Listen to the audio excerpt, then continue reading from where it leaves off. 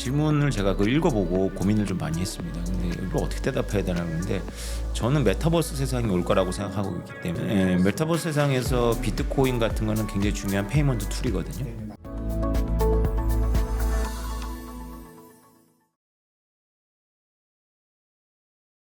알겠습니다. 네, 그럼 이제 또 3부로 넘어가겠습니다. 자, 지난번에 저희 처음에 이제 첫 출연해 주셨을 때 그때 비트코인 그리고 달러의 지정학에서 이제 달러의 지정학, 달러 이야기들을 좀 많이 해주셨는데 이 달러의 위상이 예전만 못하다 뭐 이런 얘기들은 뭐 길게 계속 회자가 되고 있는데 이 비트코인이 달러를 대체할 것이다 이런 내러티브들이 또 있는데 여기에 대해서는 교수님 동의하시나요? 동의 안 하죠. 그게 달러를 대체한다는 건 여러 가지 의미에서 이제 우리가 생각을 해봐야 되는데요. 만약에 이 전 세계가 무역을 서로 안 하기로 한다. 그러면 달러의 위상이 비트코인과 무관하게 그냥 무너지겠죠. 미국의 돈인 거죠. 미국의 돈. 그럼 우리가 무역과 금융을 전 세계가 같이 안 한다라는 걸 상상을 해야 되는데 그럴 가능성은 있지만 그건 우리 세대에는 올 것 같지는 않은데요. 그건 그렇죠. 이거는 뭐 사실 이게 달러 이런 부분들은 어떻게 보면 이게 약간 그런 것 같아요. 비트코인을 너무 이제 좀 과대 이제 평가를 하면서 뭔가 이거를 정말 뭐 되게 완벽한 걸로 만들어야 되는 그런 내러티브들 중에 하나라고 생각을 하거든요. 그래서 비트코인이 이것도 뛰어넘고 저것도 뛰어넘고 모든 것을 뛰어넘을 것이다. 약간 이런 느낌의 어떤 내러티브인데 그러면 이제 좀 약간 다른 맥락이긴 한데 비트코인 본위제라는 얘기들이 또 나오잖아요. 그거는 어떻게 생각하시나요? 그러니까 그 비트코인 스탠다드라는 책이잖아요. 그 네. 영어 책이. 근데 네. 저는 그 책을 별로 안 좋아합니다. 별로 안 그 좋아하시나요? 책이 이제 경제학에서 주류로 치어주지 않는 경제학이에요. 오스트리안. 근데 오스트리안들의 논리는 수학적 논리이기 때문에 그 안에서는 정합성이 높아요. 저도 가끔 읽거든요. 네. 근데 현실에서는 전혀 맞지 않아요. 큰 오해가 있어요. 그 전제. 그러니까 오스트리안들은 국가라는 존재를 인정하지 않는데요. 기본적으로 경제는 하위 개념입니다. 정치에. 우리가 기본적으로 이 보안과 이 무역도 항공모함이 있어야 무역이 가능한 거지. 네. 오스트리안이 생각하는 무역은 중개무역밖에 안 돼요. 내가 옆 나라한테 전해주고 옆 나라가 전해주고 이거밖에 안 돼요. 오스트리안들이 큰 문제죠. 그러면 이제 어떻게 보면 이 비트코인 투자자분들이 이제 과거에 비트코인 스탠다드라는 책을 통해서 좀 어떻게 보면 비트코인을 좀 그래도 깊이 이해한 부분들이 좀 있었던 거죠. 바로 논박할 수 있어요. 제가 그거를 어떻게 바로 논박하냐면 너는 세계가 단 하나의 국가에서 완전히 제국주의가 되기를 원해? 이렇게 물어봐요. 그럼 그건 아니래요. 그러면 너는 비트코인 스탠다드를 주장하면 안 된다고. 어떻게 보면 이거는 지정학적인 관점이랑도 약간은 대치되는 부분이라고 볼 수 있겠네요. 쉽게 버전을 얘기하면 지금 우리가 달러 시스템을 쓰기 때문에 미국의 항공모함의 서비스를 받을 수 있는 거거든요. 네, 그렇죠. 근데 우리가 비트코인 본위제를 쓰면 미국한테 세금을 내야 돼요. 네. 아니면 우리가 항공모함으로 호주머니부터 우리나라 유선을 지키든가.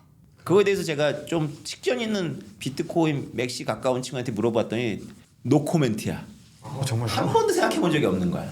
그 어디 가서 그 오스트리안 경제학 갖고 경제학 공부했다고 하면 안 돼요. 근데 실제로 이 비트코인 지지자분들 중에서 오스트리안 경제학 얘기하시는 분들 굉장히 많으시더라고요. 참고만 해야 돼요. 미제스 같은 사람 되게 뛰어나거든요. 참고만 해야 돼요. 엄연히 지금 세계 체제는 국가라는 플레이어가 주요 플레이어예요. 시장보다 더 강력해요 국가가. 맞습니다. 그거는 동의할 수밖에 없는 부분이고. 기업한테 한번 물어보세요. 기업 담당자한테 국가 눈치 보세요, 시장 눈치 보세요. 그러면 딱 선택하라면 국가 눈치. 그렇죠. 국가 눈치 보죠. 그리고 이게 사실 어떻게 보면 굉장히 자유가 더 많이 좀 더 범위가 넓어진 그런 세상이라고 생각을 하지만 지금 보면 훨씬 더 국가의 힘이 더 세져 있잖아요. 지금 어떻게 보면. 그래서 그것만 봐도 지금 국가가 훨씬 더 지금 많이 영향력을 미친다는 걸 볼 수 있는데요. 자, 그럼 비트코인은 이제 과거에 디지털 골드라고 불렸는데 지금은 이제 금과도 좀 다른 행보를 보이고 있습니다. 자, 그래서 이제 수익적인 측면에서 금보다 뛰어난 성과를 보여주고 있는데 비트코인이 금의 시가총액은 뛰어넘을 수 있을 거라고 보시나요? 그건 가능한 것 같은데요. 그건 한 어느 정도 이 또 날짜를 여쭤보긴 좀 그런데 어느 정도 기간 정도면 가격으로 말씀드리지 말고 그렇게 얘기해야 돼요. 금보다 왜 비트코인이 금융의 기초자산의 가능성이 높은가라는 건 말씀드릴 수 있어요. 네. 금은 좋은 점이 있죠. 왜냐하면 검증된 자산이에요. 수천 년 동안에 우리 인류의 매몰 비용이 들어가 있거든요. 네. 근데 금에는 결정적인 단점이 두 가지가 있어요. 하나 뭐냐면 순도 파악에 어려움이 있고요. 속일 수가 있잖아요. 네, 맞습니다. 또 하나는 뭐냐면 이동이 어려워요. 이동의 비용이 엄청나게 들어갑니다. 실제로 항공모함으로 옮겨야 돼요. 바다 롱류 때문에 공격받잖아요. 비트코인은 그냥 가요. 그냥 가요. 그리고 비트코인의 단점은 검증 안 됐고 그렇게 오랫동안 매몰 원가가 들어가 있지 않은 거거든요. 근데 이거는 인간이 호모사피엔스가 굉장히 지능이기 때문에 이 지능으로만 해결하면 해결이 돼요. 추상화 능력이 있어가지고. 그러니까 굳이 비트코인이 골드가 걸어온 5천 년을 비트코인이 5천 년 동안 해야 된다라고 생각할 필요가 없어요. 그 5천 년 통해서 검증된 그 무엇을 지금 우리가 사고 실험을 통해서 비트코인이 검증을 받았다 그러고 몇몇 리더들이 그거를 이렇게 인정하면 우리 국민연금이나 뭐 이렇게 인정하면 가는 거예요. 일반인은 따라가요. 그렇죠. 그 주도해 주면은 금방 또 개미 투자자들도 같이 가는 거죠. 네.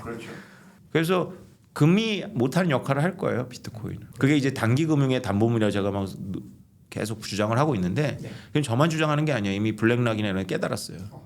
그러면 이제 금의 시가총액을 뛰어넘는 것도 어떻게 보면은 이제 시간의 문제인 것이고 비트코인의 가치는 계속해서 늘어날 것이다. 여러분, 비트코인의 계절이 돌아오고 있습니다. 미국 거대 금융 기업들이 심지어 우리나라 국민연금까지 비트코인에 관심을 갖기 시작했습니다. 그분들이 다 선택하고 나서 여러분들한테 기회가 올까요? 확실해지면 기회는 없겠죠. 기회는 검증되기 전에 남보다 먼저 통찰한 사람만이 얻을 수 있는 거겠죠. 만약에 비트코인을 3년이나 5년 이상 지킬 수만 있다면 적어도 2배, 많게는 10배 이상의 수익을 기대할 수 있는데요. 남보다 먼저 통찰하려면 여러분들 공부가 필요합니다. 비트코인 필승 투자 스터디에서 뵙겠습니다.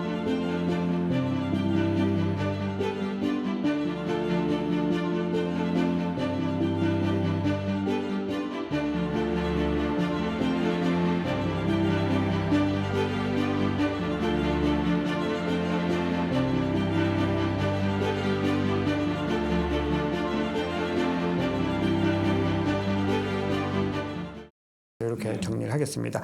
자, 근데 그렇게 됐을 때 이제 많은 분들이 좀 오해하는 부분들이 있는데 지금 비트코인이 원래 이제 백서에서는 사토시 나카모토가 P2P로 거래되는 디지털 화폐 형태로 이제 고안이 됐던 거고 현재는 이제 대체 자산으로서 이 가치 저장 수단으로서의 어떤 내러티브들이 강해지고 있고 지금 현재 이제 가격이 계속해서 끌어올려지는 그런 것들도 어떻게 보면 그 맥락으로 가는 거라고 볼 수 있을 것 같습니다. 왜냐하면 이 채택이라고 하는 것이 어떻게 보면 그 기관들이 뭐 해리 마코이츠의 뭐 현대 포트폴리오 이론 이런 것들에 입각을 해서 지금 계속해서 도입이나 채택이 늘어난다라는 건데 그렇게 됐을 때 이 화폐 둘 다 이제 화폐의 기능이긴 한데 교수님께서는 이 대체 자산으로서의 어떤 기능과 페이먼트 최초에 사토시 나카모토가 생각했던 이 두 가지 중에서 어디가 더 중요하다고 보시나요? 질문을 제가 읽어보고 고민을 좀 많이 했습니다. 근데 이걸 어떻게 대답해야 되나 그러는데 저는 메타버스 세상이 올 거라고 생각하고 있기 때문에 메타버스 세상에서 비트코인 같은 거는 굉장히 중요한 페이먼트 툴이거든요. 그런데 화폐 역사를 좀 공부를 더 해봐야 될 것 같아요. 제가 그 부분에까지는 명확하지가 않은데 우리가 화폐 속성 중에 이제 교환의 수단도 있고 가치 저장도 있잖아요.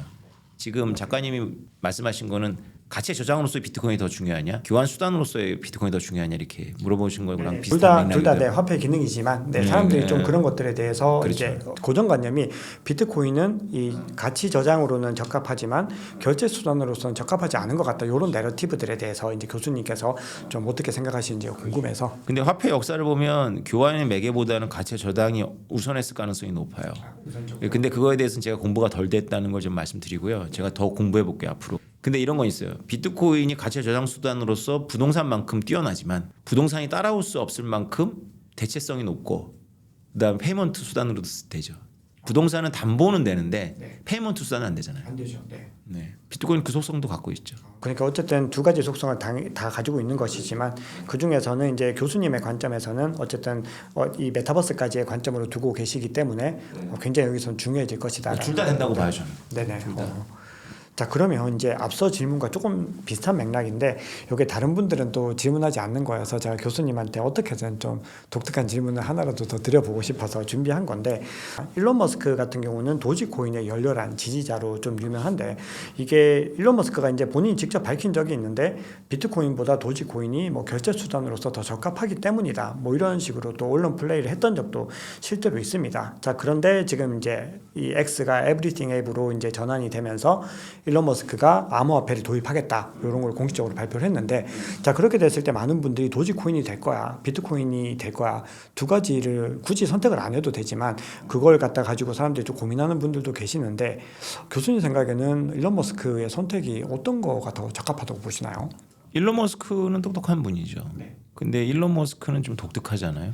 근데 이게 기업들이 채택하는 건 의미가 있는데 기업들은 그런 관계가 있어요. 그러니까 저쪽 기업이 선택한 걸 내가 하진 않을 거예요. 그리고 또 하나의 문제가 있어요. 일론 머스크는 도지코인을 완전 많이 갖고 있으니까 할 수 있을 거예요. 그러니까 다른 기업들은 이제부터 만약에 그걸 한다면 사야 되잖아요. 네. 그래서 이거는 이렇게 풀면 안 되고요. 플레이어는 저는 이 문제에 있어서는 일론 머스크 아니라고 봐요.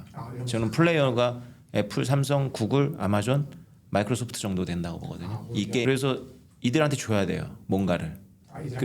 이들이 그거를 쓰면서 자기네 자산도 올라간다면 그게 될 거라고 봐요. 그것도 새로운 관점이시죠. 아니 그게 그러니까 저는 도찌가 그런 역할인데 도찌를 줘야 돼. 일론 머스크가 그렇게 쓰려면 다른 기업한테 왕창 근데 그거는 좀 현실적으로 줄 수 없잖아요. 네. 근데 제가 하는 프로젝트는 줄 수 있거든. 원래 그러려고 만든 거고. 어떻게 보면 이제 뭐 비트모비과의 어떤 또 그렇죠. 어떻게 보면 좀 비슷한 상황이다. 예, 기업형이 맞긴 맞는데 이런 식으로 접근하면 안 될 거예요.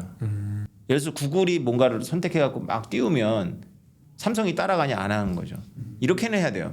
구글이 왕창 갖고 있는 자산을 띄우면서 그거를 삼성한테 주는 거죠. 너도 써. 이렇게. 제가 삼성에 제안할 때 500만 개 당신이 갖고 100만 개 구글 줘서 반애플 전선 만들자 뭐 이렇게 제안을 했어요. 근데 뭐 그 제안을 얼마나 고려했는지 모르겠지만 뭐 이상한 질문 막 하는데 유용합니다. 그래서 삼성이 말 안 들으면 구글한테 주고 삼성 좀 줘라 이렇게.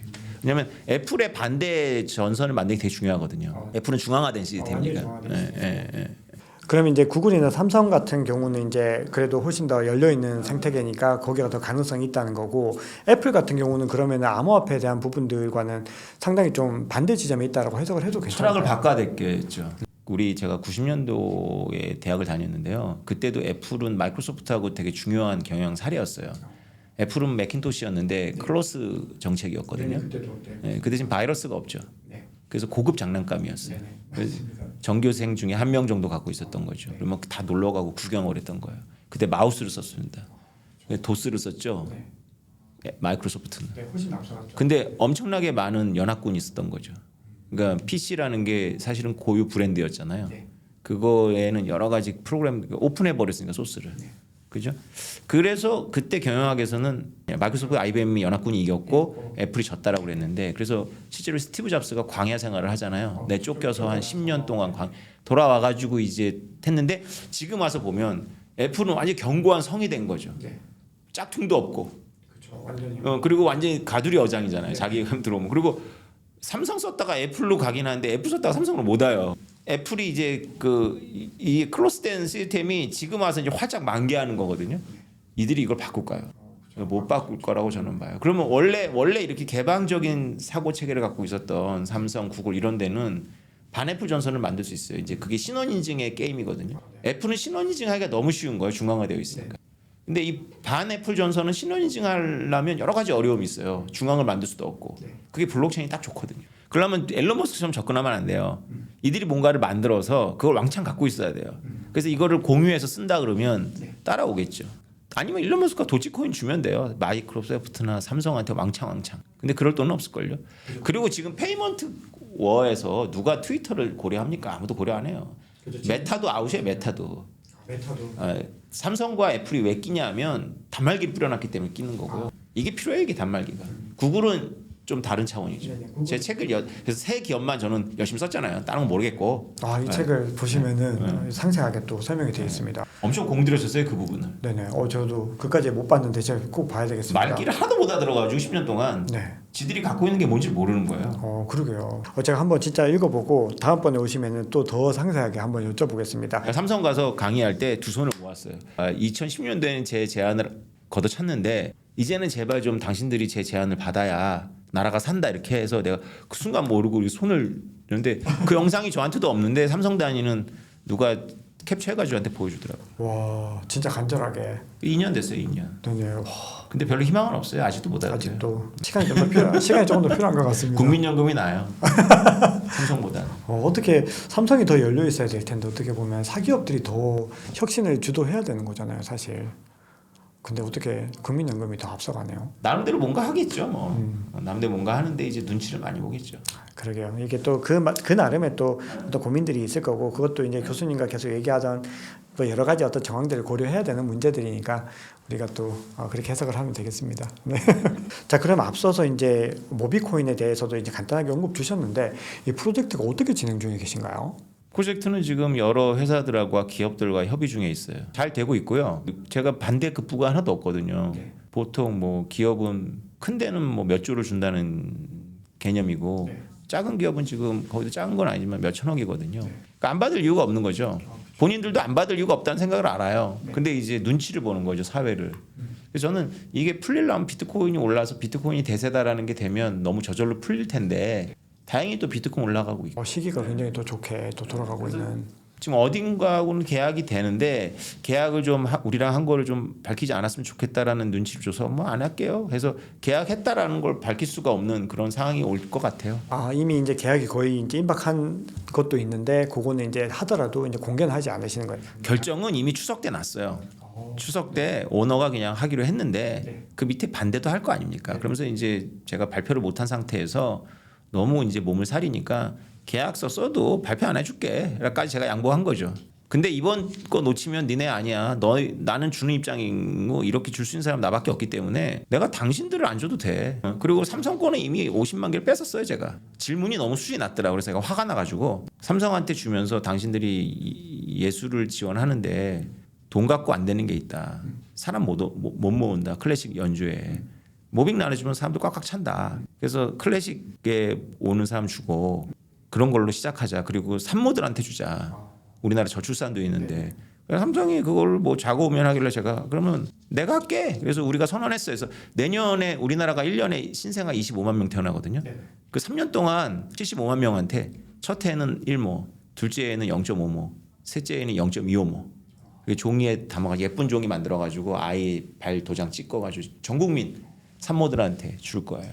쌍둥이 나면 2개 주고. 굉장히 좀 다양한 어떤 실험들을 하고 계신 거죠. 잘 되게 되어 있어요. 왜냐하면 다들 하고 싶은데 눈치 보는 거예요. 지금 어떤 분위기가 아직까지는 이게 어떻게 보면은 이 사회적인 공감대까지 형성되기에는 아직까지는 좀 갈 길이 조금 더 걸리니까. 얼마나 좋아요. 자기네 블록체인 비즈니스를 자기네 돈 갖고 안 하고 이걸로 팔아서 하는데. 네. 그걸 몇 천억에서 몇 조까지 주겠다는데 왜 안 해요? 그러니까요. 이거는 안 받을 이유가 없는 사실 무조건 받아야 되는 상황인데. 이 소문을 듣고 중견기업 회장님들이 저를 보자고 계속 그래요. 근데 우린 중견기업 줄 생각은 없거든요. 그러니까 뭔가 좀 우리한테 얻는 게 없잖아요. 네네. 생태계는 부담돼요. 이게 나가면 에어드랍이기 때문에. 네네 맞습니다. 그럼 진짜 어떤 또 퍼포먼스를 또 낼지가 너무 기대하셔도 기대되고 됩니다. 네, 이제 오실 때마다 어떻게 진행되는지 매번 여쭤봐야 되겠습니다. 네. 그 신생 프로젝트 좋죠. 네네. 이름이 토닥토닥 프로젝트예요. 또 취지가 되게 좋아가지고 네네. 취지 자체가 너무 좋아서 이거는 이게 딴 거보다 꼭 그렇게 되면 좋겠다는 생각이 많이 듭니다. 네네. 뭔가 사회적으로도 너무 큰 도움이 되는 프로젝트라 네. 한번 저도 계속 지켜보도록 하겠습니다. 네.